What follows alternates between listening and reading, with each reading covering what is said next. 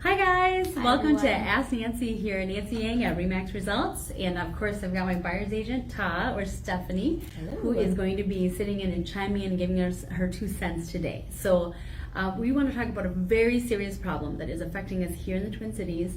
Super duper low inventory, all-time low rates. It's a feeding frenzy essentially. Unfortunately, not in favor of the buyers in this market. And so we wanted to tell you guys a little bit about what's going on, and then more importantly, focus on maybe some ideas on how to win in a multiple offer situation in today's market, okay? Steph, can you tell me a little bit about what you're seeing with some of our buyers? Steph's my right arm, and she's been going out with a lot of home buyers. I still have been doing showings as well, and also making offers, but you tell me about what you've been seeing with some of our clients, especially even this week. Yeah, so unfortunately, there are just, again, like what Nancy said, there's just not enough inventory out there. And so when there's a beautiful home that comes out, I mean, people are literally flocking to it. I mean, I would stand outside and there's like 20 people, like other buyers standing outside. So people are just, hovering over each other, trying to come up with the best, ideas of how to win this house. I mean, just in the last week, we've submitted offers that are way over listing price even, and unfortunately, people are throwing in clauses and just all kinds of crazy, more creative, yeah, right? being very creative right now with their offers. So I mean, it's definitely a seller's market out there, guys. Unfortunately, and I mean, this is just kind of what we're seeing, sadly. Yeah. So a couple examples of clients that we're currently working with, like for instance, we send in an offer on a home, and realize that typically it's a first come first serve market. If you present the best offer and the seller likes your offer and you're the first one in the door or something, usually the seller would choose to work with you, right?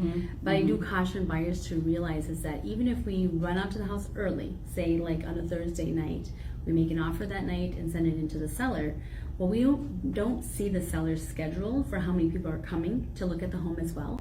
So like for instance, if they've got a great offer from us, Yes.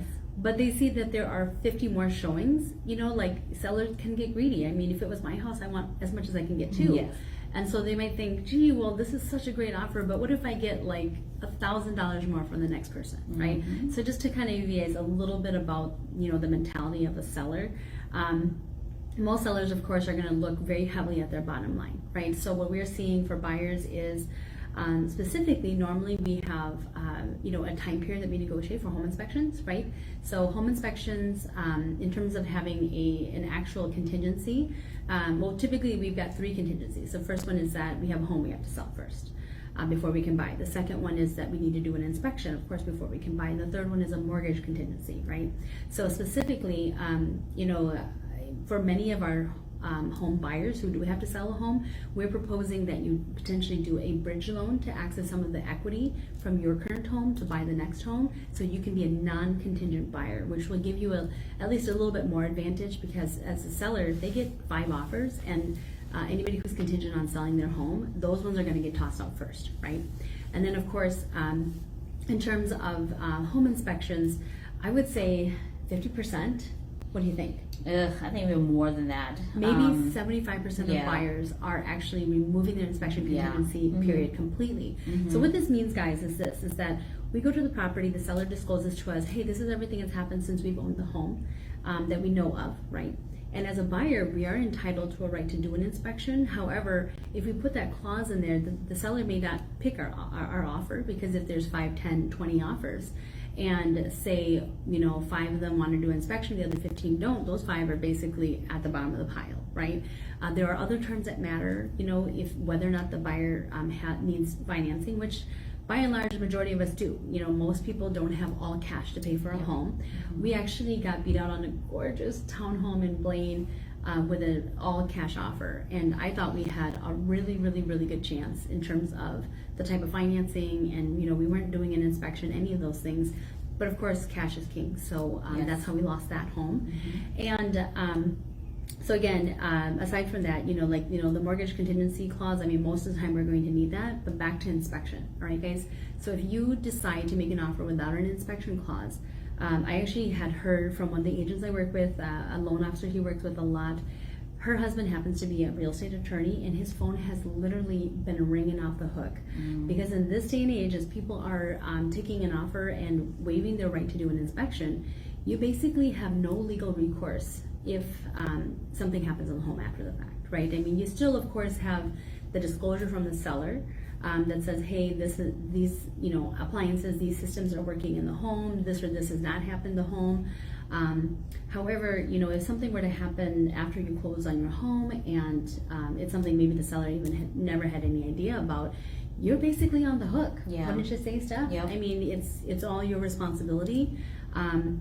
Again, we're entitled to do an inspection. Like, we've even done offers where we'll say our offer is not contingent on the inspection, but as a buyer, just so we know what we're getting into, and we're going into this with our eyes wide open, we want to do our own inspection. But we're going to move ahead and just start financing on the home as well. Okay, so just a couple things to think about. I think so. Yeah. Yep. I think so. Yep. And then, of course, remember that our most important role is to do an analysis when we're making an offer to make sure that we're paying a fair price for the home. No matter how much the seller wants to sell for, the bank appraiser, when they get out there, let's say we say, okay, seller, we're going to give you $50,000 above asking because we want your home that much. There are a few homes that maybe have sold for that price, so we feel comfortable putting our offer in that high. At the end of the day, guys, the bank is going to send their own appraiser out there to make sure that the home is priced appropriately. So I've already been hearing about low appraisals, happening all over the metro. And I know appraisers don't turn a blind eye to the fact that there is very low inventory, and also the fact that there are multiple offers and things like that.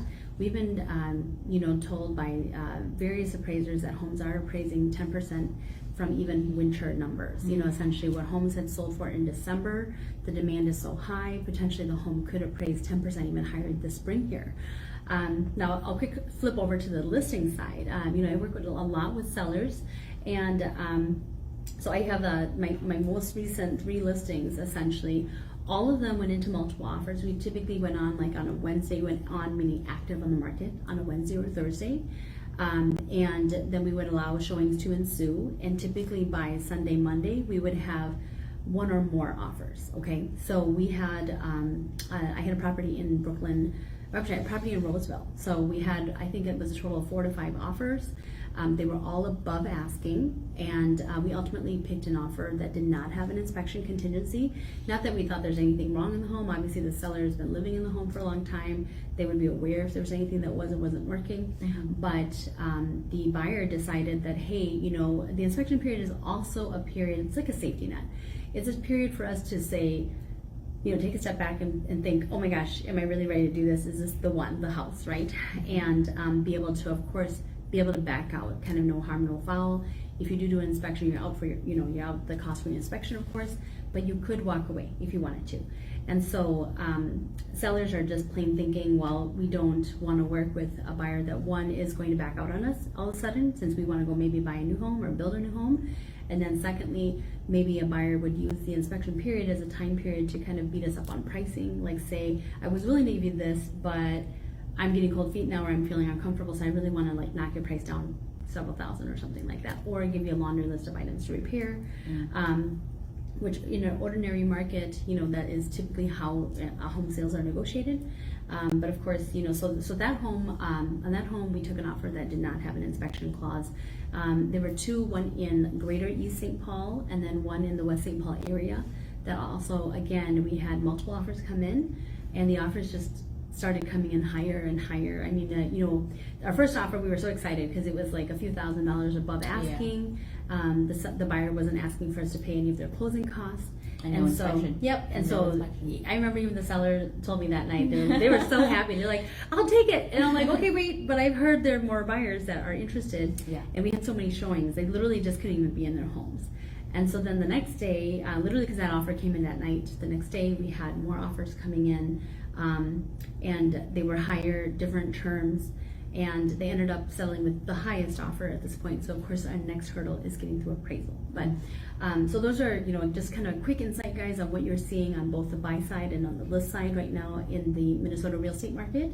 And you know, as you guys know, I'm part of a larger team, our team here at Remax Results, and we have you know, all, you know, veterans in the field, at least 15 plus years, and we were kind of you know, we have a weekly meeting where we kind of talk about everything that's coming up in terms of listings that are coming up, and then also just like problems people are dealing with and how do we come up with solutions. So we came up with a quick short list of a couple items that we can maybe do to try to beat the competition, you know, plainly in this market, right? Yeah.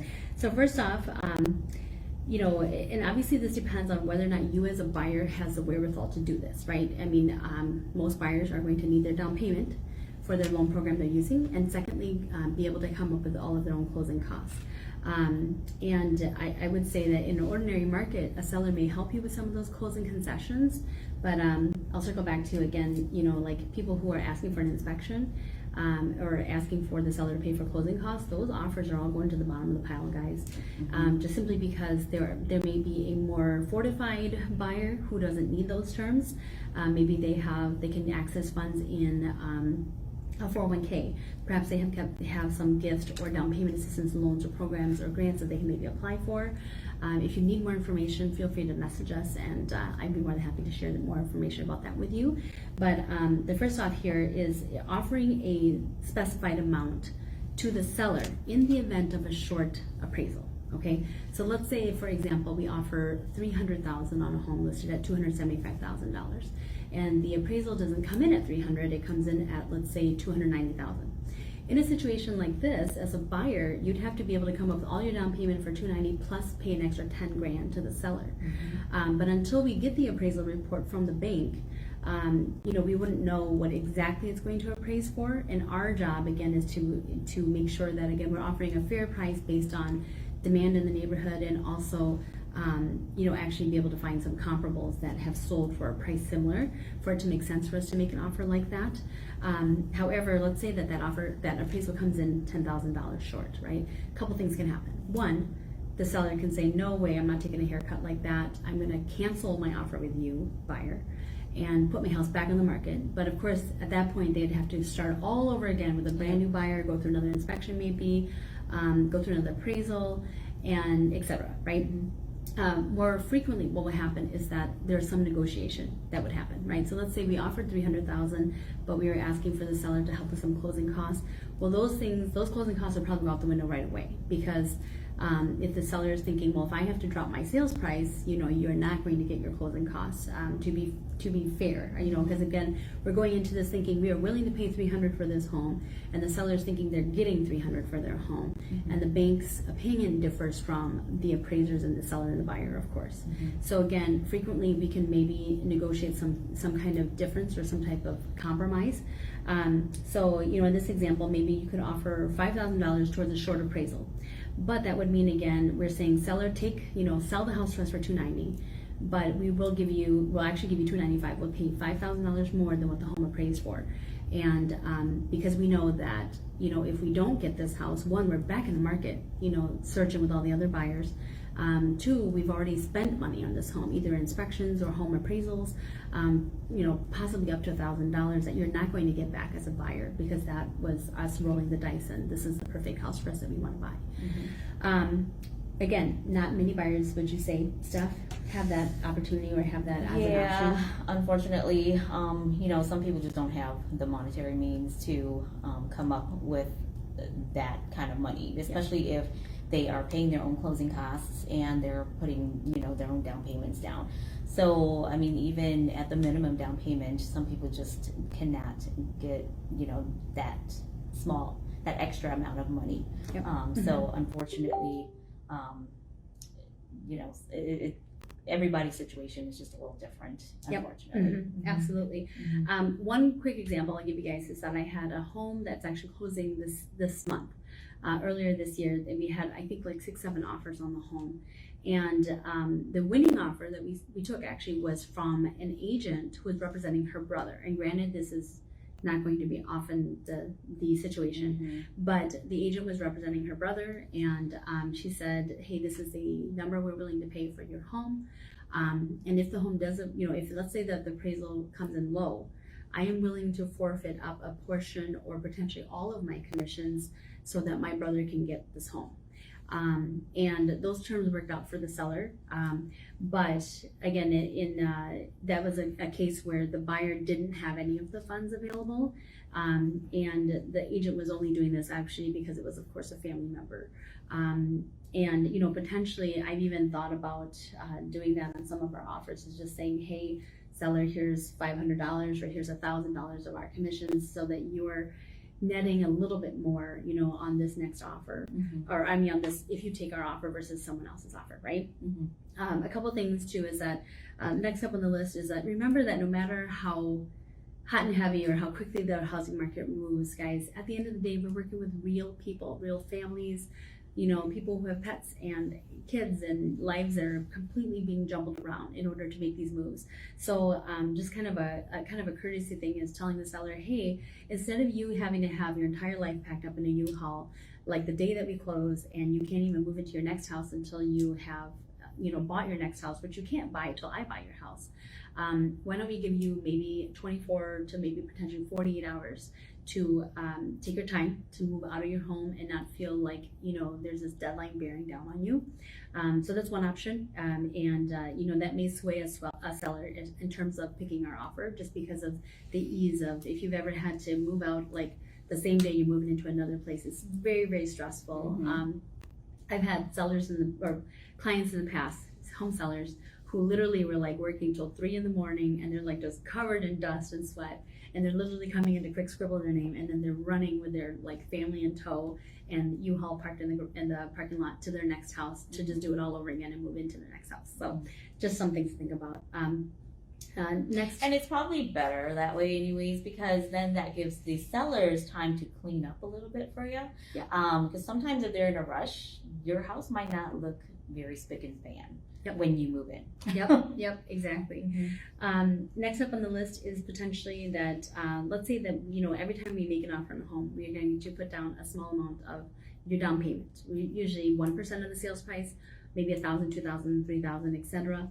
And we could potentially offer up a portion of our earnest money to be non-refundable, right? So for instance, if we make an offer $300,000 on a home, we've got to put down $3,000, and we really are not comfortable making that offer without getting an inspection. And we tell the seller, well, if you take our offer and we decide to back out during inspection, you can keep a portion of our earnest money. For instance, $1,000 of my earnest money you can keep if I decide I don't want to buy your home. Obviously, that if we decide to move forward, nothing changes. But just to know, like to reassure the seller, we're not jerking their chain. We're really serious about the home. But as a smart buyer, we want to be preemptive in terms of knowing what we're getting into. Okay. Again, let's see here. And just a little bit, potentially even offering a little bit of money towards the seller's closing costs, right? So realize that as a home buyer, we're really focused on our down payment, our closing costs for our loan, in addition to that, setting up our escrows. Like, that's a big chunk of change. Most people are putting down, total down payment plus closing costs, we're looking at anywhere from $15,000 or more, right? And the seller also has a large amount of their own closing costs. Specifically, they're typically paying the real estate agents who are pulling this entire deal together. The listing agent, of course, their job is to market the home, to find a buyer. And, of course, the buyer's agent is bringing a qualified buyer. All negotiations happen between the agents. But potentially we could offer, say, the seller is going to have to get a moving truck.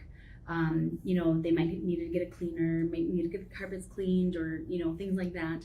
And potentially you could just say, hey, just to help you kind of smooth your transition, Mr. or Mrs. Seller, we can offer you $1,000 additional just to help you towards some of your costs. And that would have nothing to do with your loan, but it would just essentially be just a little bit extra, something bonus that you can do for the seller to maybe make us stand out, right? Yeah. And one of the last big pieces here was just flaunting the fact that you are working with a stellar agent of a high producing team. And that's actually, every time I send an offer, I send a nice cover letter, because there are over 15,000 real estate agents here in the Twin Cities. And little known fact, about 80% of the transactions that actually are home sales and purchases that happen in the Twin Cities actually go through roughly around 600 agents. So it's good to, because again, I don't, when we're sending an offer, we don't, it's just impossible to know every single agent out there. Yeah. But, being an agent for the last 12 years, I do know several hundred, maybe a couple thousand. So it is very nice to just send, I send a little blurb that just says, hey, in case you didn't know, this is an offer coming from a team that has a track record of being able to successfully sell homes, and I think that goes a long way in terms of when I have a seller and we're working with them and we're getting 3, 4, 5 offers. We're primarily, remember that we don't get private information about a buyer, right? So the seller doesn't know, 1, your credit score, how much money you got in the bank, or 2, or 3, where you work, right? So what are they relying on? They're relying on the word of your agent and the word of your loan officer that Yes. you are a good person and the best person for them to pick to be the buyer of their home, right? And so they do look at the track record of the agent. They do look at the track record of the loan officer and their company and what their reputation is. So that is definitely an important piece, guys. Anything else that I need to go over with them, Steph? Well, I've had some love buyers. I've had some buyers ask if it's okay for them to write what we call love letters to the sellers. A lot of times, you can.